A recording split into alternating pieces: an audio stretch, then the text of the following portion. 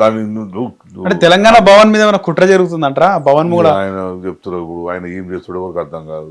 CM ఆయన ఆలోచన ఉందో ఎవరికి అర్థం కాదు, ఏం మాట్లాడుతాడో ఎవరికి అర్థం కాదు. ఒక్కొక్కసారి ఒక్కొక్కటి మాట్లాడుతుంటాడు మనిషి. ఏం కామెంట్ చేయాలో కూడా అర్థం కాదు. మన హిట్లర్ను మెచ్చుకుని హైడ్రా కూల్చివేతల్ని అక్కడ యుద్ధంలో సర్వస్వం కోల్పోయి విధ్వంసమైన భవనాలు ఎట్లున్నాయో ఈ హైడ్ అట్లా జరిగిందని పోల్చే. సో నువ్వు దేంతో పోల్చాలో, ఒక ముఖ్యమంత్రి దేంతో పోల్చాలనో తెలియదు. హిట్లర్ను ప్రేజ్ చేయడము. సో ఇవన్నీ కూడా మనిషి మరి ఒక మానసిక స్థితి మరి బాగుందా లేదా అనే అనుమానాలు కూడా. ప్రతి విషయంలో కేసీఆర్ ని ఫాలో అవుతుండని రాజకీయ విశ్లేషకులు అంటారు. కేసీఆర్ కూడా నిజాం నవాబుని పొగిడిండు. వాస్తవం అది. నిజాం నవాబు చేసింది వాస్తవం కదా. హైదరాబాద్ ఈ స్థాయి లెవెల్లో ఉందంటే నిజాం నవాబు చెప్పిన స్ట్రక్చర్ కదా. ఇప్పటిదాకా డెవలప్మెంట్ చేశారు కానీ అరాచక పాలన ఎదిరించినాము, కొట్లాడినాము, పంపించేసినాము, అది వేరు. కానీ దాని వెనకాల మంచి తీసుకోవాలి. మంచిది. మేము ఆయన దేవుడు అంటలే కదా ఇప్పటికల్లా, నిజాంలో దేవుడు అంటలేం కదా. కానీ ఓ కాన్సెప్ట్ తో పని చేయగలిగిండు, డెవలప్మెంట్ చేయగలిగిండు, చెరువులు తవ్వించగలిగిండు అని చెప్పగలుగుతాం. ఇప్పుడు ఎక్కడ చూసినాం, ఇక్కడ నుంచి చూసుకున్నాం నిజాం సాగర్ దాకా అనుకోవచ్చు, హిమాయత్ సాగర్ ఇవన్నీ కూడా కదా. హిమాయత్ సాగర్ గోల్కొండ నుంచి మా ఇక్కడ మన నిజాం సాగరు, అట్లాగే నీకు జంట జలాశయాలు, నీకు ఇక్కడ పోచారం డ్యాము, ఇంకా నీకు డ్రైనేజ్ వ్యవస్థ కూడా. హైదరాబాద్ లో డ్రైనేజ్ వ్యవస్థ నిజాం పెట్టిందే కదా. మీరు పెట్టే కొత్త వ్యవస్థ ఏంది? నువ్వు నిజామాను తిట్టాలంటే తిట్టే అంశాన్ని తిడతాం, మెచ్చుకునే అంశాన్ని మెచ్చుకుంటాం. అంత తప్పించి ఓవరాల్ గా ఆయన ఫ్యూడల్ నవాబు దొర వాడు ఆధిపత్యం వాడు నిలుపుకోవడానికి ఎన్నో రాజకీయాలు చేసిండు నిజాంను. సో తరిమి కొట్టిరు మనల్ని, దాన్ని కూడా మనం ఒప్పుకుంటాం కదా. అంత మాత్రాన నువ్వు అంతకంటే బాగా చేస్తే నిన్నే మెచ్చుకుంటారు, అంతకంటే నువ్వు బాగా చేస్తే మెచ్చుకుంటారు. అంత తప్పించి నిజాం ఒక్కరినే నువ్వు నిజాము అన్ని రకాల మామూలు బాగా చంపినావు అని ఒప్పుకోలే కేసీఆర్. ఒప్పుకోలే. నార్మల్గా ఏ ప్రభుత్వం అయినా కూడా రెగ్యులర్గా సమీక్ష సమావేశాలు జరుగుతుంటాయి. ముఖ్యమంత్రి, హోంమంత్రి, అన్ని శాఖల మంత్రులు కలుస్తూ ఉంటారు, మాట్లాడుతుంటారు, అభివృద్ధి కార్యక్రమంలో పాల్గొంటూ ఉంటారు. కానీ కాంగ్రెస్ ప్రభుత్వంలో మనం చూస్తున్నాము, ముఖ్యమంత్రిగా రేవంత్ రెడ్డి, హోంమంత్రిగా రేవంత్ రెడ్డి ఉన్నాడు, విద్యాశాఖ మంత్రిగా రేవంత్ రెడ్డి ఉన్నాడు, మున్సిపల్ శాఖ మంత్రిగా కూడా రేవంత్ రెడ్డి ఉన్నాడు. ఉత్తమ్ కుమార్ రెడ్డి చాలా రోజులకు ఒకసారి కనబడతాడు, కోమటిరెడ్డి అలాగే కనబడతాడు. ఒక్కొక్కసారి హెల్త్ మినిస్టర్గా ఉన్న దామోదర్ రాజనరసింహ ఆయన హాస్పిటల్ కానీ మెడికల్కి సంబంధించినటువంటి సమీక్షా సమావేశాల్లో కనబడడు. ఆయన కనబడు. బట్టి విక్రమార్క రెగ్యులర్ గా కనబడుతుంటాడు. ఎందుకంటే మంత్రులు మా మంత్రి అయితే కనబడు. ఆయన చాలా పనులు ఉంటాయి. దామోదర్ రాజ నరసింహ ఆయన చాలా పనులు ఉంటాయి.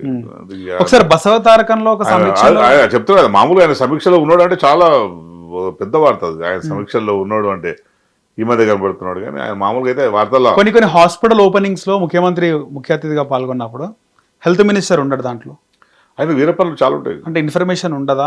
ఆయన వేరే పనులు చాలా ఉంటాయి, మనం బయట మాట్లాడుకోలేం, కానీ ఆయన వేరే పనులు చాలా ఉంటాయి.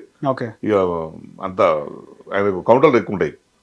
దామోదర్ రాజ నరసింహ ఎక్కడ పడితే అక్కడ ఇక నీకు అన్ని ఎట్లా వసూలు చేయాలి, ఏది చేస్తుంది, ఎట్లా సంపాదన చేయాలి, దేనిలో ఏం చేయొచ్చు అని తప్పించి ఆయనకు వేరే వ్యాపకాలు ఏముండవు. ప్రజలు ఉండదు, ప్రజలు పట్టించుకోరు, ఎవరు పట్టించుకోరు. మన నియోజకవర్గం నుంచి వచ్చిన ఎవరితో కలవడు. అసలు నేను మా క్యాంప్ ఆఫీస్ ఉంటుండే, క్యాంప్ ఆఫీస్లో నేను దాదాపు రియలీ ఒక 1 hour 2 hours ఉంటుండే ఆందోళన. అసలు క్యాంప్ ఆఫీస్ ఇప్పటిదాకా కూడాను. ఇప్పుడు కుక్కలు, పందులు, దున్నపోతులు ఉంటుండేదంట క్యాంప్ ఆఫీస్.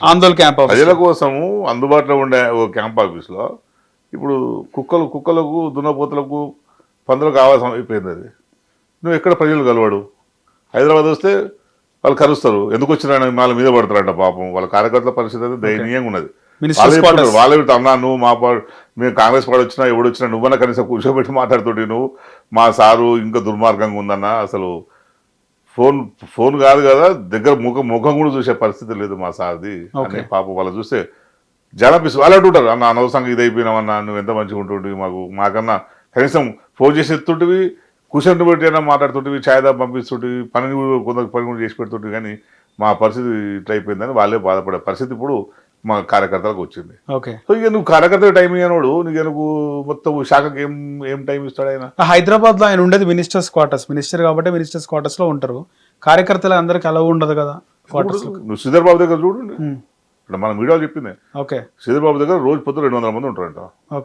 మిగతా మంత్రులు పూర్ణం దగ్గర కూడా చాలా మంది ఉంటారు. నేను మీడియా వాళ్ళు చెప్పేది నాకు నేను చూడలేను కానీ. ఓకే. సో ఇట్లా చాలా మంది కలుస్తారు కదా.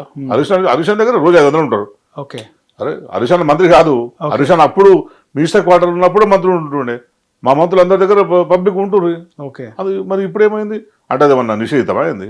అంటే కేవలం పార్టీ కార్యకర్తలకి నాయకులకి ఎక్కువ పార్టీ కార్యకర్తలు నాయకులతో కలవకుండా నీకు పరిపాలన ఎట్లా చేస్తావు?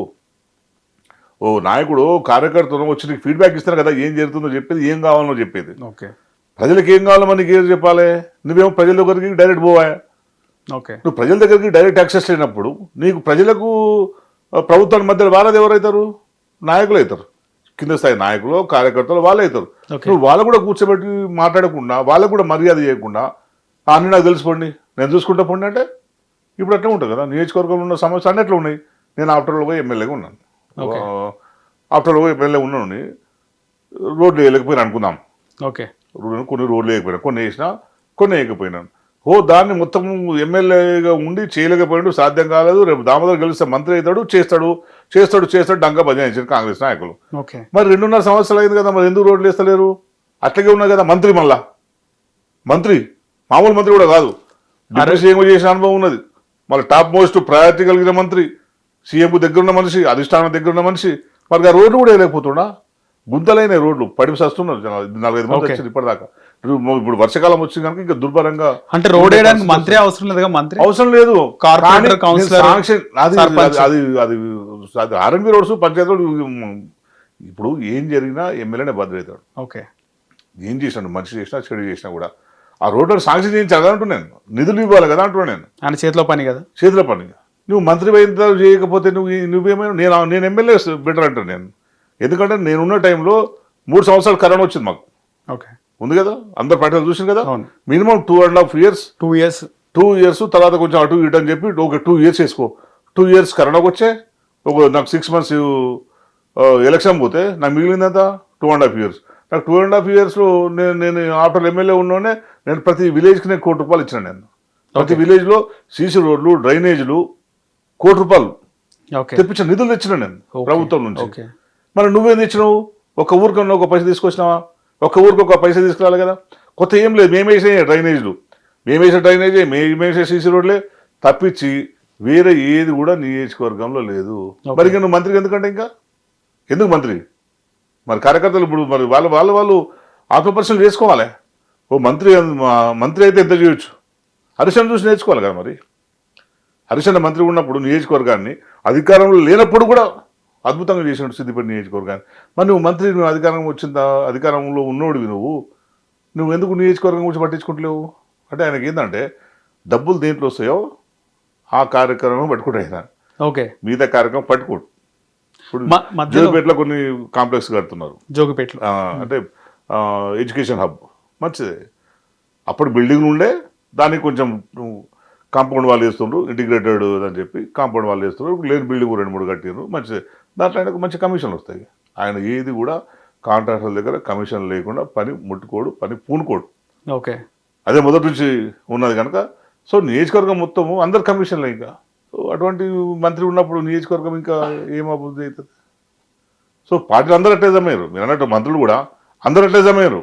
హిట్ టీవీ యాప్, ఇందులో short news, live news, entertainment shows, movies, digital magazines తో పాటు మీ జిల్లా వార్తలను కూడా ఫ్రీగా చూడొచ్చు. ఇంకెందుకు ఆలస్యం?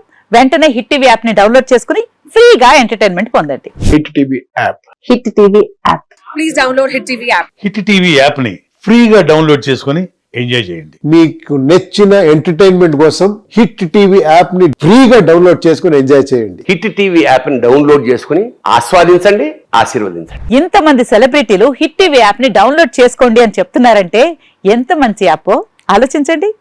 అమెరికా అమెరికా అమెరికా అమెరికాలో చదవాలనుకునే వాళ్ళకి విశ్వసనీయమైన పేరు మన శౌర్య కన్సల్టెన్సీ. UK లో 1 year masters. UK లో 1 year masters. 2 years work permit up to 5 years visa. Contact Saurya Consultancy. Contact 89851 89851.